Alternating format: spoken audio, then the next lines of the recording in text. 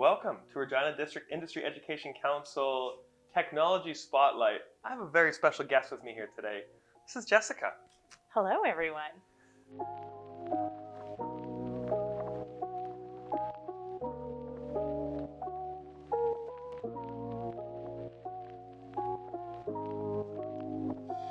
So can you tell us a little bit about yourself first, Yeah. and then memoryKPR?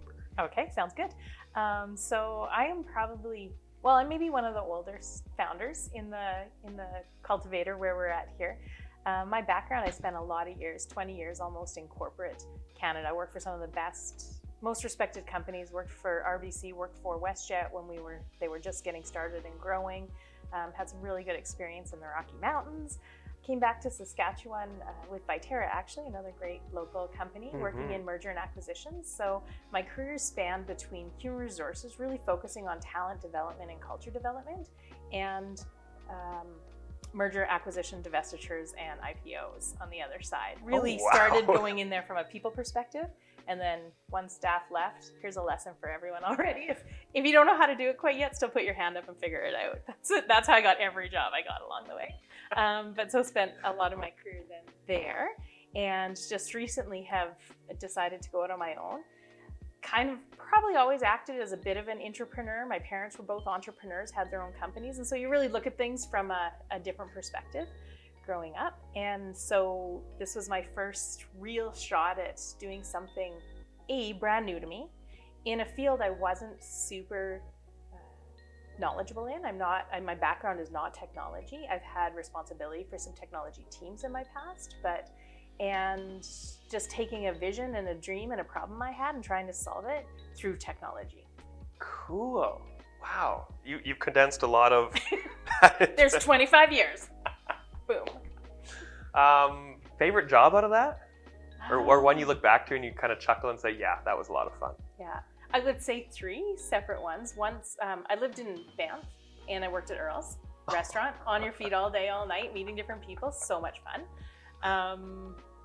WestJet, just because it was very entrepreneurial. There wasn't a handbook, a rule book. We were building it as we moved, kind of at the speed of light. This was like when WestJet was on fire too. Yes, like I can't believe I'm talking to somebody that works there. Yeah, worked with the founding partners, helped them replace themselves when they put another layer in, like worked with them specifically on what's it going to take this airline to the next level. Honestly, the years I was there was incredible. It was a great experience. Worked a ton, but it didn't even feel like work because I loved what I was doing. I loved the people I was working with, and I felt a part of something really big. We were just going to Eastern Canada at the time, so we were really just saying, how do we get there? How do we get into Montreal if we don't have any French-speaking people? Like really basic stuff at the beginning of their journey. And then Viterra, and part of that was I worked on the merger acquisition team. So we'd buy a company, and then I'd go in with my team, and we'd integrate them to the company. So we'd kind of be the bad guys in a way, like we're coming from the big company that bought the little company, and seems like such a bad right. And want the little guy to look like the big guy. But they treated people really well. We bought a lot of companies in the U.S., which U.S. companies traditionally don't treat their employees as well as Canadian companies. So it wasn't hard, and you go in and you form relationships like any other good job is about. And so it was new. You got to come in, kind of assess quickly what's the stuff we want to keep, what's the stuff we want to integrate or change, and you're the welcome party. Like you're the one that's convincing these people to want to stay with this company and be an ambassador for it. So, and then you're done, and then you go to another one. So for someone who maybe gets bored or restless a little easy, like myself, having a new job with every new project was pretty cool. So if you're a restless body, get into mergers and acquisitions. Yes. Wow. A lot of people said, oh yeah, like your lifespan in mergers and acquisitions is going to be 1 to 2 years because you just burn out. And I was like, never happier. so there's that. Maybe that's a good transition into your startup world, because I feel like you just got an education from the HR, the finance, operations, culture to create this, I can create my own business here. And even some of the stats you were talking to me about before, about people joining you for pay cuts, that to me is a big sign of culture, because there's no other reason someone would do that logically. Yeah, no, it's it's important, and I think the size. So I started this company we incorporated a year ago now, and really just started talking to people who we believe were potential customers who had, and by we, I mean, it was me.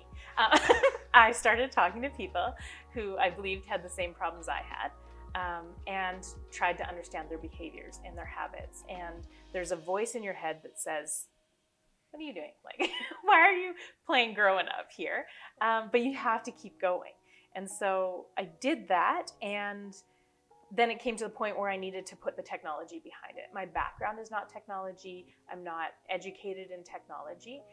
There's some incredible schools here in Saskatchewan. Like, we've got a great program at U of S, U of R. Sask Polytechnic has a software development program as well. There's some. But I want to stop you there for a second, because you don't have a technological background, but you created a technological company. Yes. That's very important to let students know, that just because you don't know doesn't mean you can't operate a company in that space. Yes. And within meeting you, within the first 2 minutes, I'm like, you can't be technology because you're too friendly.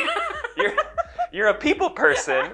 But I think it's the Steve Jobs. If you can cross the art with the science, so if you can cross that chasm of understanding what the technological needs are, but also the people side of it. Yeah. Wow. This is making so much sense in my mind right now. Sorry. Sorry to cut you off there. I'm like, oh my God, you're the Steve Jobs. I don't know about that, but yeah, I definitely have crossed a couple worlds and not been afraid. I think honestly, I look back on my whole career and where I had the best experiences, it was not being afraid to step into a space where I didn't have the answers. There's no way we're ever going to learn the answers if we're not, willing to do that. And yet I see a lot of people who are scared of the imperfection or of screwing up. And that's where my best stuff came from. Wow. That's so tell us a little bit about memoryKPR. Okay. You said you incorporated a year ago. Yes. Before incorporate, where did the idea come from? Yeah, so it started a number, it's a combination of a bunch of building blocks that built on top of each other. I have lost both my parents, and I lost a niece. And in each situation, there's pieces of those people I hang on to. For my kids, I have journals that I've written for them since before they were born, and my parents have letters in there too. So my kids cherish these things now. I see the difference in our habits in collecting stories or collecting pieces of media. And there's such a beautiful way to collect multi-dimensional stories now, but we put them on places like Instagram and Facebook, and they're impermanent. So with my niece specifically, she was 15 when she passed, and I hope that people don't have to have people pass away to realize how important it is to cherish stories. Yeah. However, it's one of the hardest but best ways probably to learn that lesson is with my niece. So much of who she was on social media. She was on Instagram and Facebook, and at the time, Vine. And a lot of her videos on Vine were what helped us grieve and helped us heal from losing her. They were a place we could still go and hear her laugh and see her living, her best days. It was a positive memory. Yes, yeah. and it just, it kept her goodness alive, not her tragedy of losing her alive. And then one day Vine disappeared, and it just really drove home the impermanence of these solutions, that we all have some kind of false sense of security that, I've got that story captured somewhere. But it's social media, and it's potentially impermanent. We have a ton of customers that have tributes that are saying they lost everything because one day they woke up and their Instagram and or Facebook was sunglass ads. I'm honestly thinking, like, how many photos do I have on my phone that aren't backed up? Yeah. That I may literally leave this interview and go back up my phone. And it's not even just backing up. Like, what we use social media for is there's a narrative of what the story is. There's comments, and so what we're working right now, we have that in a private platform that you can do, but we're also working to be able to integrate or to import your social media into a memoryKPR so that you can protect it. And share it just with who you want to, when you want to. So the platform is very, very simple. We are using, we started with seniors' homes. So we say if a grandma can use it and figure it out, everyone can. And so it's pretty straightforward, but it allows you to create your own project and decide if you want other people to contribute to it. And it's easy as sending them a link or sharing a QR code, a live event. And the same goes for sharing the story. It's by sharing a link, a QR code. We even have examples of QR codes you see in some other countries where they're putting them even on tombstones or on trophies, like you won this race and here's the video of it. And so we have a printer that can do QR codes and metal QR codes too. So you can tell a story and put it somewhere physical for the digital story. So. Oh my God. So like the plaque in the park Yeah. isn't going to be a plaque anymore. It's just going to be a code that my phone's going to tell me about that story. Or it could be both, but yeah. But but that makes sense because we don't have all the endless space in the world out there. But all you need is a little square. And we historically haven't kept people's stories alive like we have the ability to. It's a piece of paper, it's a photo album. Ideally, it's a photo album, like I said, with grandma's writing on it at least. But we have the tools to do it better. But the bigger picture, I think, is that if once you stop talking or thinking about someone, that's when their memory is gone. Yeah. This is a way to prolong that memory, Yeah. or a way, like you said, to celebrate someone's life. To go back to that moment when my grandpa would make jokes about sliding down the railing at church. Like, I even reflect on my own life of I don't have those memories anymore. Which and then you want to share them with your kids, and yeah. And I think there's something to be said too for the dimensions of a story. So we've used this for some memorials and funeral. I think to my dad's funeral, a gentleman came up to me, way too shy to talk in public. They say, does anyone want to share a story or whatever? We just had a wake, so toast to scotch, and he didn't. But he cornered me right before he left and said, your dad saved my life. And he told me a complete story about my dad that I didn't know, about the fact that he was in trouble with the law. My dad went and got him, took him home, said, you're living with us, you're under this curfew, we're getting you straightened out, you're working for me. None of us knew that story. So we've had a couple experiences now where people have put memoryKPR out there and invited people to share in a quiet, it's a private setting, and learn things about ancestors who've been gone. Because we don't know all the dimensions of the people we know. That's the story. And I keep going back to the Sheryl Sandberg book when she lost her husband at the funeral. I think the question was asked, who's been helped by Dave? And she turned around and everyone's hand was up. So what you're working on though is you're connecting those stories with people that need to share them. Because that moment, that individual, I'm sure they felt like a weight was lifted off their chest when they got to share something about that special moment. But now even me sharing that with my kids, I'm like, oh, now how exactly did it go? Did he live with grandpa first? Or, Because if you could show the video. Yeah, I know what you mean. Yeah. Do you ever have a moment when you're like, this is really big? Like you're working on something that could literally change lives for the better. I mean, I hope so. To be honest, I get caught in the weeds. I was like, you don't have time to. I got to get my T4s done. I have tax this season. Yeah. And then I talk to someone else and I dream. And then I realize, because you get caught in, okay, the next thing on the roadmap is social media imports. And the next thing after that is our chapters and our timelines and our maps. And then you forget.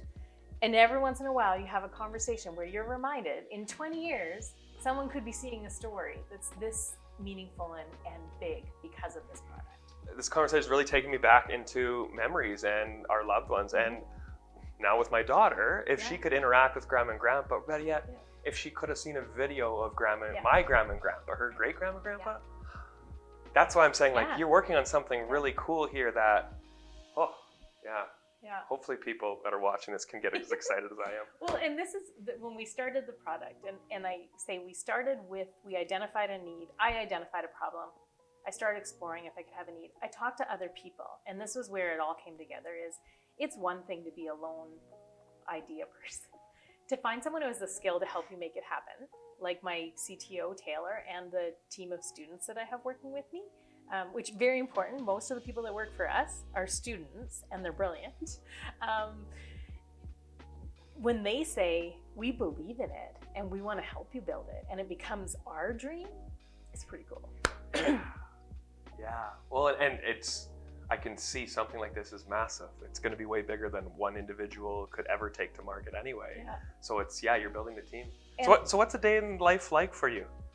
One more thing on the team though is the ideas that are happening now. How I select the students is I tell them a bit about the product. The ones who came back to me and said, I've been thinking we could, they're in. They're the right person for the culture, right? They went home and they're thinking about how do I fit in this and how do I make it better? And then all of a sudden it's all of ours. So this isn't my dream anymore. It's, you know, a whole group. That's really cool. So a day in the life, it really, this is something, some days I miss your corporate traditional. There's good in having corporate traditional roles that you have a ton of resources behind you and a team of people to work together with on one task. There's some meaning to that. You get great experience, you know, you can see a whole bunch of different things, take as much opportunity as you can to access all the education pieces companies have.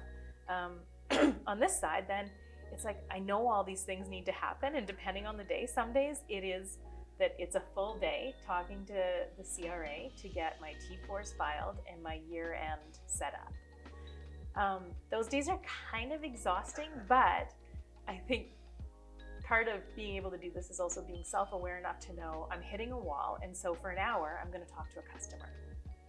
And engineer your days so that the ups, there's always going to be ups and downs. So the ups and downs kind of complement each other because every day is different. Like I am the HR department, the marketing department. I'm learning, like I said, I know very little about technology, or I did a year ago. I can tell you our full tech stack now. I can recognize we develop in Angular. So what Angular looks like and why it's different. And I can look at our code and understand what's there. And that's cool. Google and YouTube. Like, you know, what the kids are learning in school are really good fundamentals about how to make sure you've got good security and what languages, you know, how they should work and what technology can do. But most of it really comes from, I know a product that does that, so I know it can be done. How do we do it? Yeah. And then figuring it out. And so the best skills kids are learning in university, I think, in high school are adaptability and just digging in and researching and finding the answer themselves. Finding what somebody else did and trying to create a prototype. But not exactly copy it. Great Artist Steal, I think the book is called. Yeah. So every day is different. Some of it's marketing, some of it is over Christmas. We ran our first big campaign. We just launched really in December for general consumer.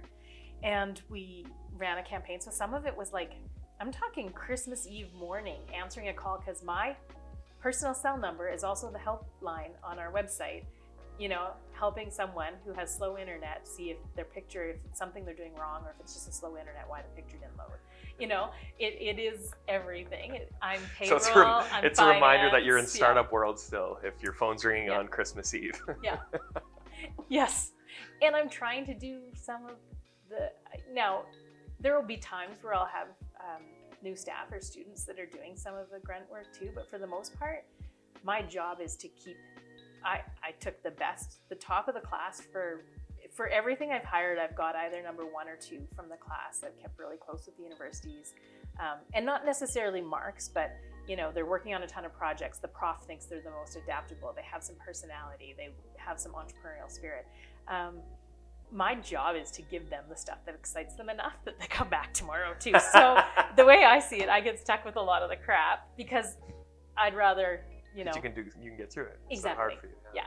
Whereas them, I don't want them to think, well, I want to go somewhere else where I can do the fun stuff. There's a balance still, for sure, but. I'm like, you seem very busy.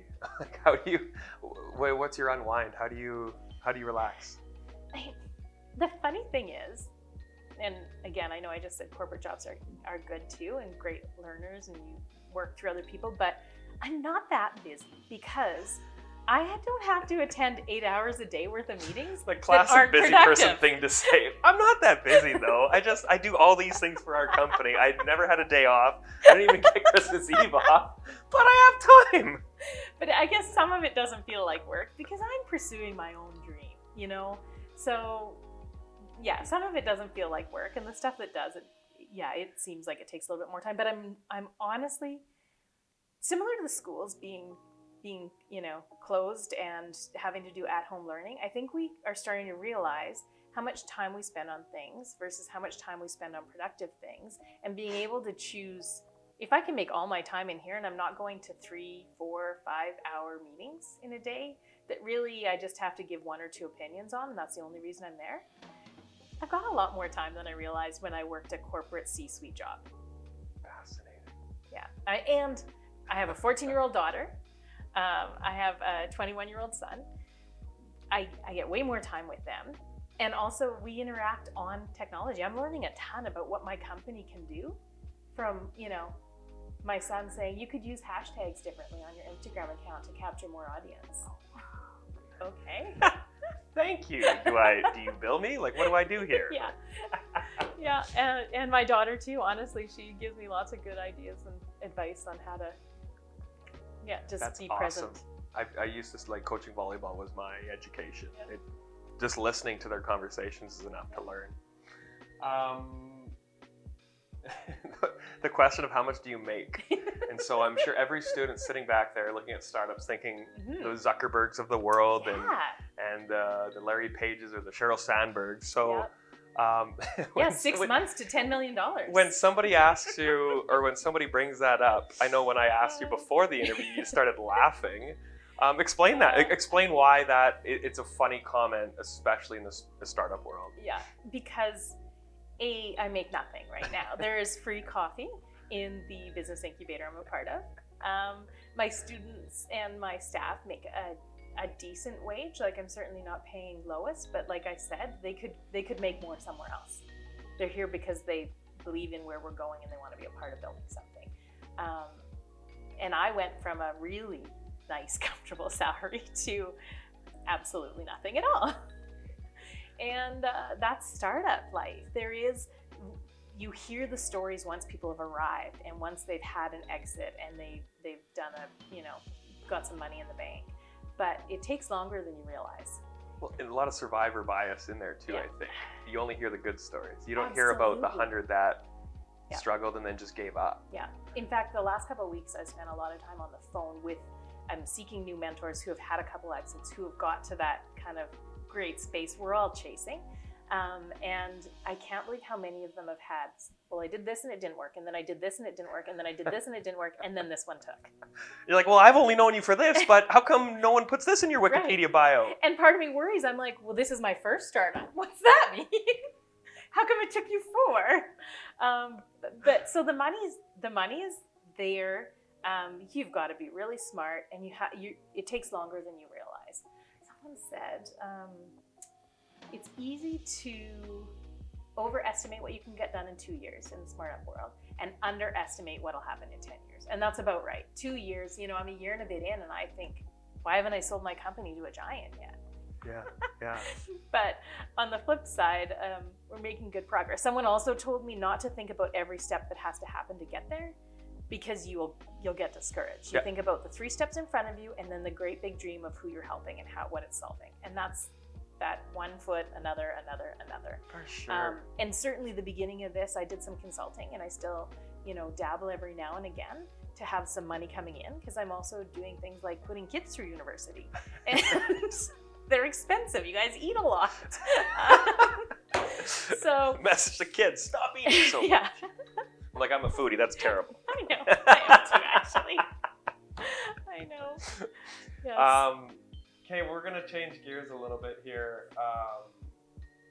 How did you get into the corporate world first, and what schooling did you take? Maybe let's go back to like post high school. What were you thinking during that phase? And I'm thinking, talking to a grade 12 student that's a little worried right now, graduating in a pandemic.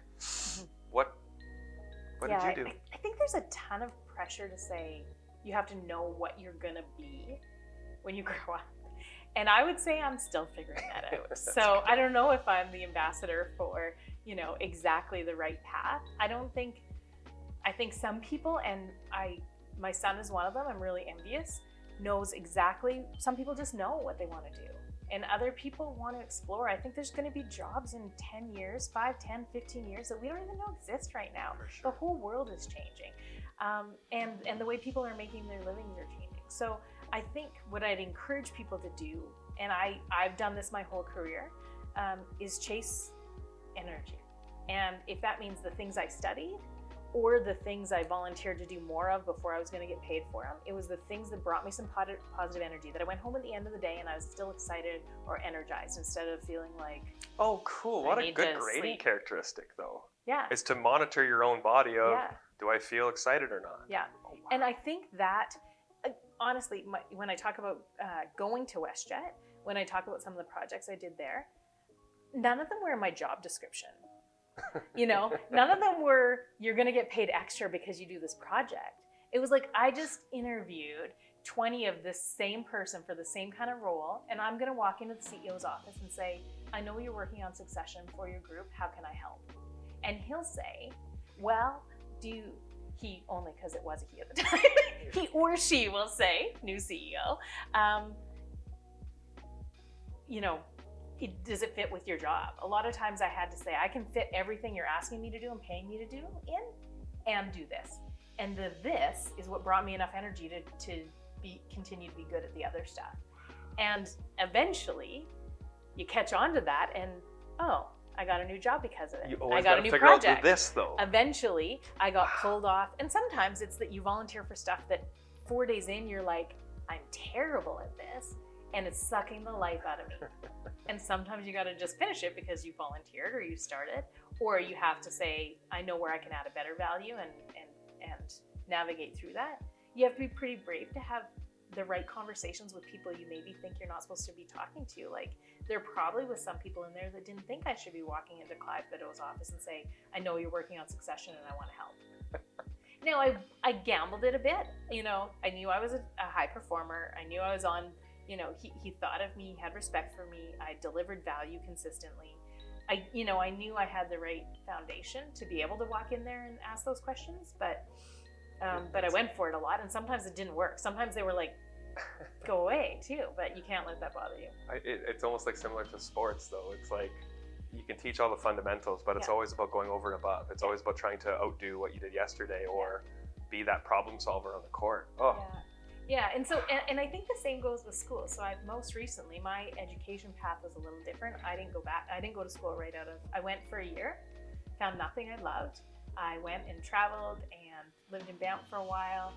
Every employer I had that offered training, like when I worked for RBC, I did my personal financial planning designation, my investment funds, securities course, things like that. Like I like to learn, but I also am a bit of an impatient learner, so some of those classes seemed slow for me. Now, years later in my career, I went back and got my MBA, and was able to choose some of the courses and some of the peers and the dialogue that really gave me energy, and loved it. So I think there's a really important place for education, but I think a lot of people end up there because they're like, this is what I'm supposed to do next.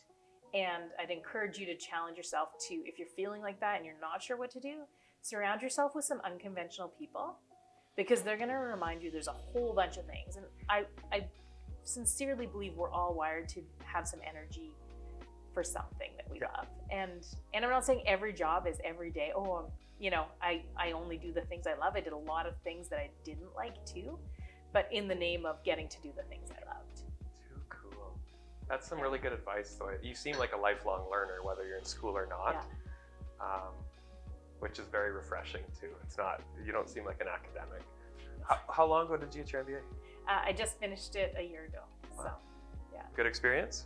Incredible experience, yeah. Very cool. A lot was the cohort that I had. We had a great group of people. We were the last group actually that went through that got to do face-to-face before COVID started to, like the last 2 classes have had to do online. So it was really the people in the class.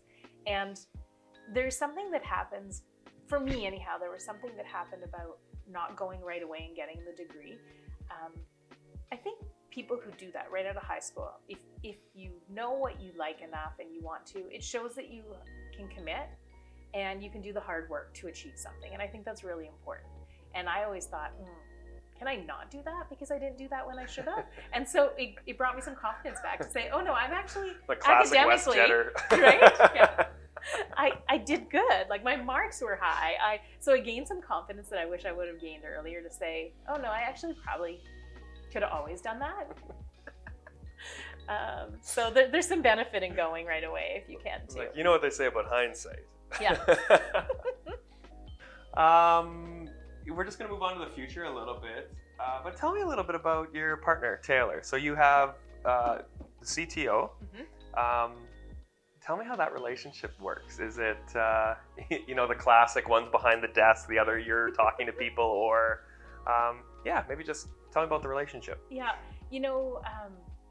I mean, it's great. It works really well. Taylor still has a day job. This is one of the things that happens in the startup world is, call it a job, but It's a swear word. Yeah, right.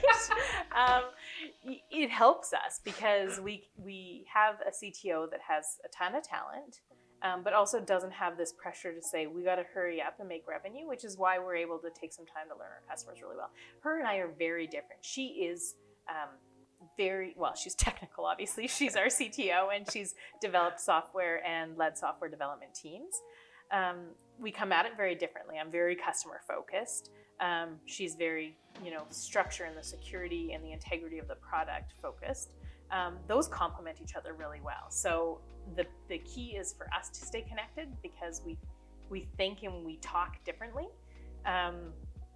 And we agree in private on some things, on like the roadmap before we go to the whole team. But we're all pretty collaborative. So far it works. Probably if there was 20 of us, we'd probably start getting in trouble.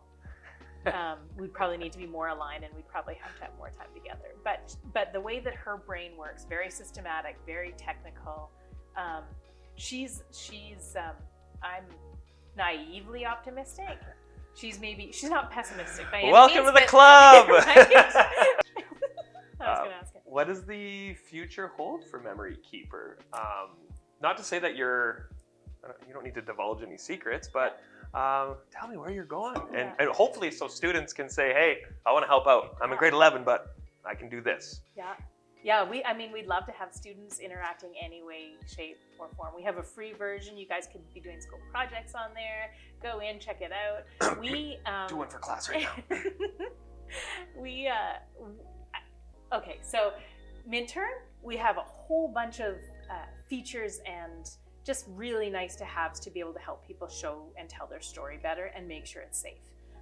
But long term, we've got kind of our 2-year vision. We've got our 10-year vision, which is that everyone starts realizing the value of their story, regardless. Like it's so funny. People are like, oh, I don't have anything. My story's not that important. And then you ask them 4 questions and you're like, holy crap, you have so many incredible, things about you that you should be talking about or that you should be retaining for your kids and your grandkids. And then 50 years from now, I hope that our grandkids are hearing our story and our voice.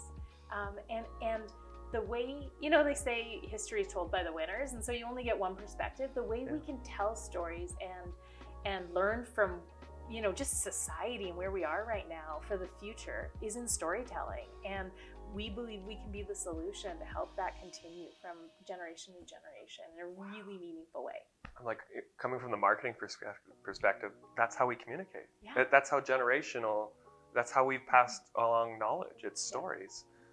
And I do think right now social media is very fragmented to what you want it to become, not necessarily a collaborative approach to someone's memory, which what you guys are doing. Yeah. Wow. We actually, we've got some people who, Jessica calls it unfiltered, but some people who are like really specific on how they curate their Instagram page. Like they're working up to being a influencer, or they want to have a certain look and a feel like their own personal brand. And then here's MemoryKPR, where they can put the goofy pictures that are unfiltered, that aren't necessarily for everyone to see, but they make their heart happy. And you don't have to worry about somebody from high school finding that picture from... Exactly.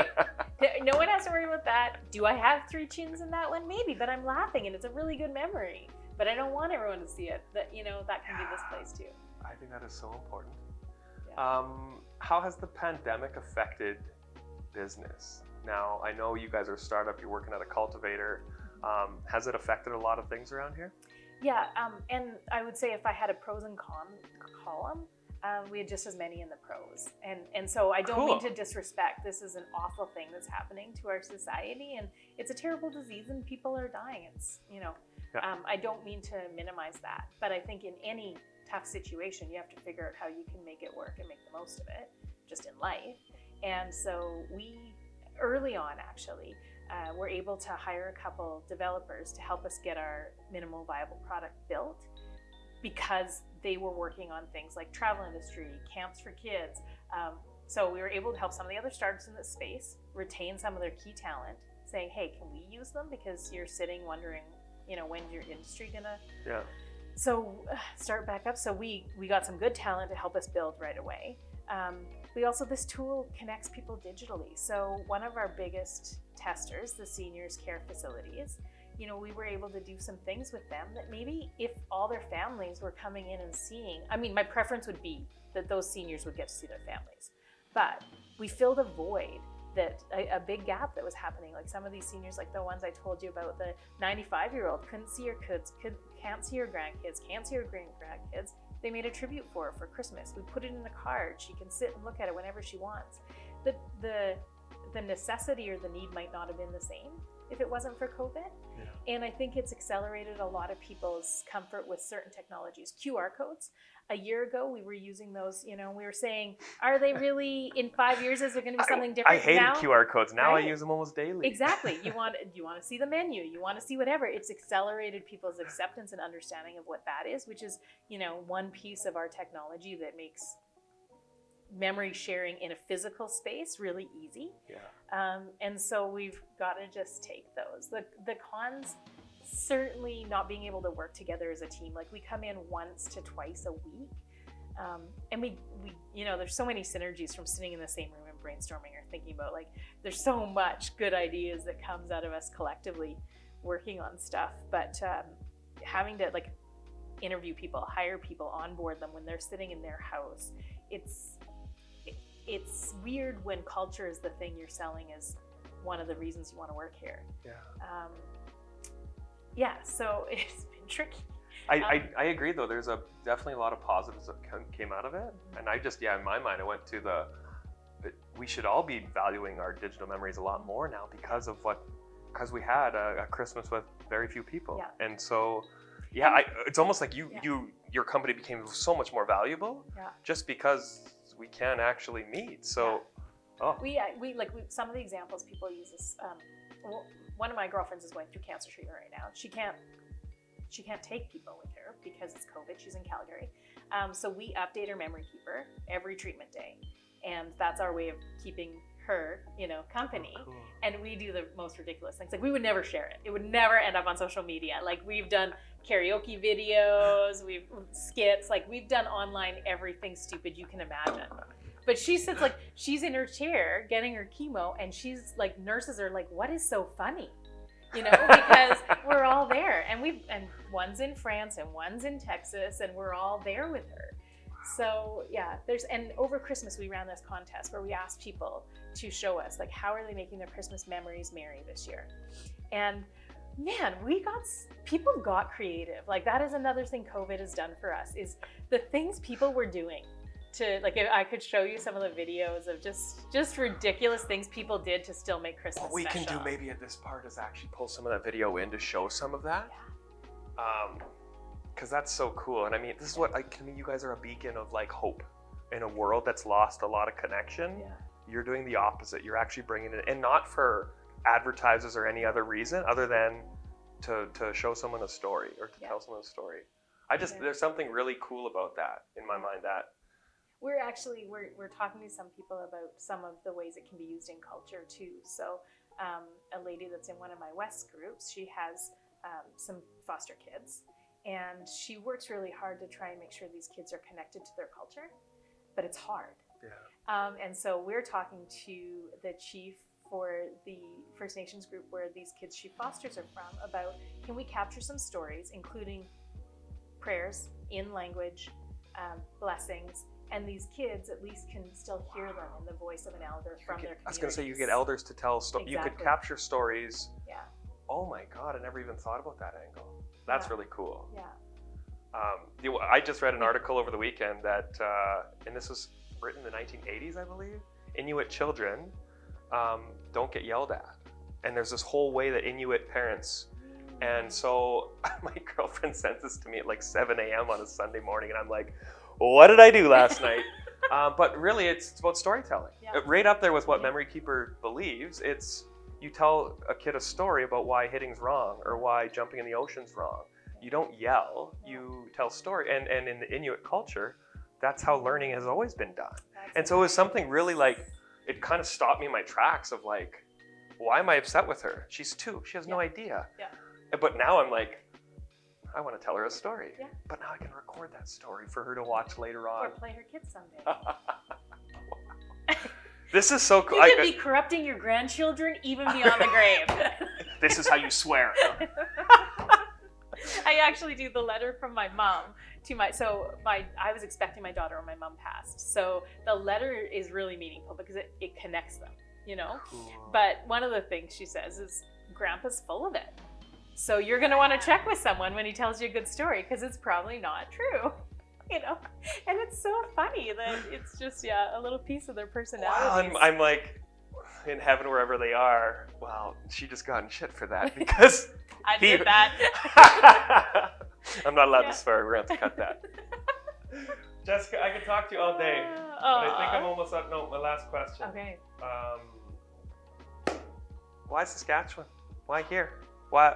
Yeah, because when I was away, I lived in Alberta and I've lived overseas. There's no better place than this to start this. And they really have. I loved my time in other places, but this community and the supports we have in place, we have, provincial government supports, federal government supports, this cultivator space powered by Connexus, and then the collabs in Saskatoon. I'm saying all these organizations and they bring so much value, but they bring value because Saskatchewan people, they're just good people. Like, I can't tell you how many people have said, how can I help?